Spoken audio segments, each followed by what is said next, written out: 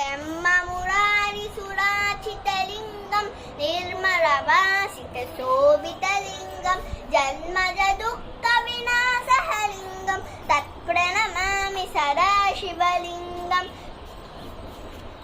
देवमुनिप्रवराचितलिङ्गं कामदाहनाकरुणाकरलिङ्गं रावणदर्पविनाशलिङ्गं तत्प्रणमामि सदा शिवलिङ्गं सर्वसुगन्धसुलेपितलिङ्गं बुद्धिविवर्धनकारणलिङ्गं सिद्धिसुरासुरवन्दितलिङ्गं तत्प्रणमामि सदा शिवलिङ्गं कनकमहामणिभूषितलिङ्गं पतिपतिवेष्टित शोभितलिङ्गं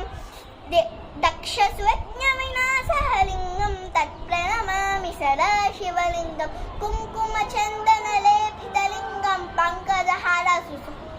सुशोभितलिङ्गं सञ्चितपापविनाशलिङ्गं तत्प्रणमामि सदा शिवलिङ्गं देवगणर्चितसेवितलिङ्गं भावेर्भक्तिभिरीवचलिङ्गं दिनकरकोटिप्रभाकरलिङ्गं तत्प्रणमामि सदा शिवलिङ्गम् अस्तदलोपडवेष्टितलिङ्गं सर्वसमुद्भवकारणलिङ्गम् अस्तदरिद्रविनाशलिङ्गं तत्प्रणमामि सदा शिवलिङ्गं सुडुगुडु सुरवण पूजितलिङ्गं सुरवण पुष्प सदर्चितलिङ्गं